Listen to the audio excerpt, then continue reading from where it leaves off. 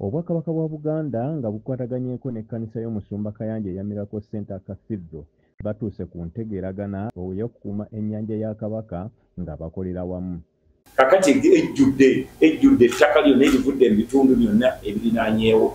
Kati kye tusazeewo okusooka okukola ekidiba ekisooka ekinene amazzi gano gonna mwe gajja okusooka okutuukira oba gazena ttaka oba bucupa oba biki bwe gajja okusobola okutuuka kati gasengejjebwe gagende mu bitoogo kubanga waliwo ekitoogo ekyetoolanga ennyumba nga kyekigisenga ennyanja eyo kakati bwe ganaava omwo ge gaba gayingira gokka.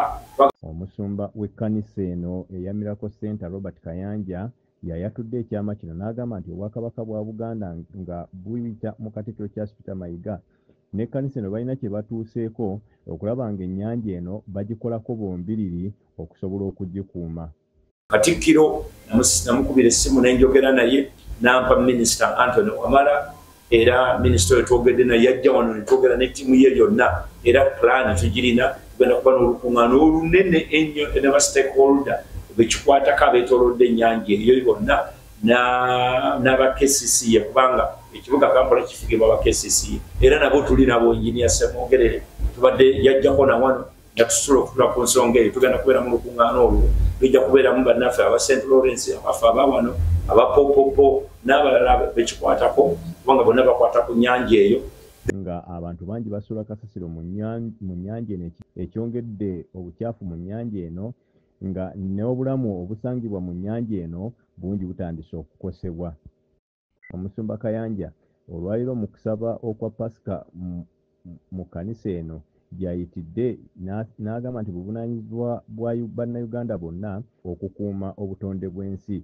Ayogedde ku nnyanja eno ng'erina ebyafaayo byayo ng'ebbumba eryasimibwa mu nnyanja eno lye lyakozesebwa okuzimba ekkanisa Lutikko ey'e Namirembe ne y'e Lubaga n'ebintu ebirala bingi kale nga yeetaaga okukuumibwa.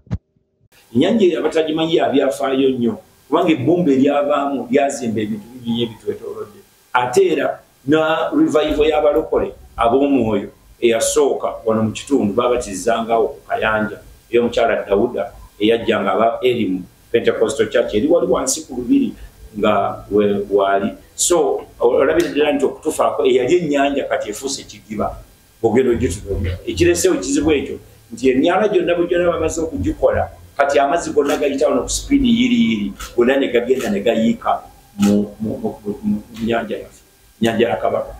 Ennyanja eno eriko ekyafaayo nti mu mwaka gwa 1961 abalokole 5 mwe baabatirizibwa era nga kikulu nnyo okugikuuma olw'ekijjukizo kino. Entegeeragana gye batuuseeko n'Obwakabaka egendereddwamu okulaba ng'ennyanja eno ekuumibwa nga nnyonjo bulungi ate n'okugigobako abo abaginywerako enjaga abagyetooloddeko n'abakolerawo emirimu egitali gya bulijjo. Ennyanja eno eweza obugazi bwa sikweya kilomita nga 2. Ennyanja eno wano mu Africa ekwata kifo kya 2 ku ezo ezaasimibwa obusimibwa emikono gy'abantu ya byafaayo nnyo nga wano mu East Africa yeeriwo yokka. Chris Semalemu Semakula, Beg Television.